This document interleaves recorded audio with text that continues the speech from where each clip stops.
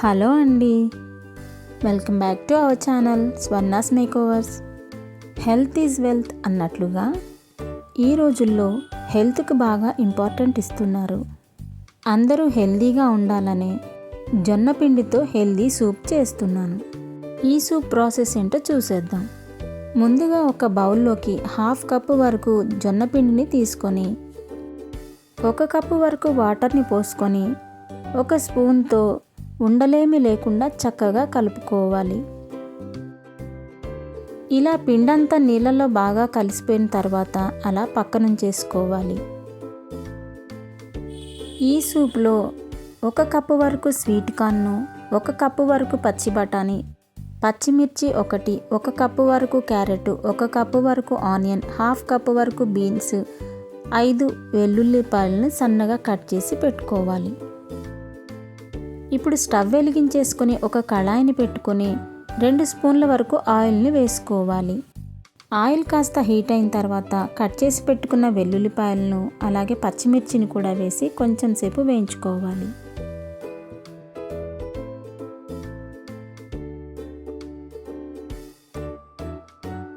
ఇలా వెల్లుల్లి పచ్చిమిర్చి కాస్త వేగిన తర్వాత పచ్చి బఠానీని, సన్నగా కట్ చేసి పెట్టుకున్న క్యారెట్ను, సన్నగా కట్ చేసి పెట్టుకున్న ఉల్లిపాయను, అలాగే బీన్స్ను కూడా వేసుకొని స్వీట్ కార్న్ కూడా వేసేసి ఒకసారి కలుపుకోవాలి. వీటిని బాగా ఉడకనీయని అవసరం లేదు, కాస్త మగ్గితే సరిపోతుంది. ఇలా కలుపుతూ 2-3 నిమిషాల వరకు వేయించుకోవాలి. 3 నిమిషాల తర్వాత 1/2 కప్పు జొన్న పిండికి 4 కప్పుల వరకు వాటర్ని వేసుకోవాలి.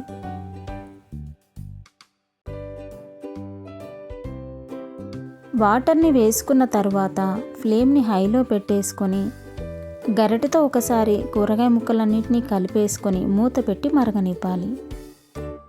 ఇలా ఒక 5 నిమిషాల తర్వాత మూత తీసి గరిటెతో ఒకసారి కలుపుకొని రుచికి సరిపడా ఉప్పును, 1/2 స్పూన్ వరకు మిరియాల పొడిని, 1 స్పూన్ వరకు షుగర్ను, మనం ముందుగా కలిపి పెట్టుకున్న జొన్న స్లరీని కూడా వేసుకోవాలి. ఇలా వేసుకునే ముందు ఒకసారి స్పూన్తో కలిపేసుకొని వేస్తూ గరిటెతో కలుపుకోవాలి. ఇలా జొన్న పిండిని వేసిన తర్వాత గరిటెతో బాగా కలుపుకోవాలి.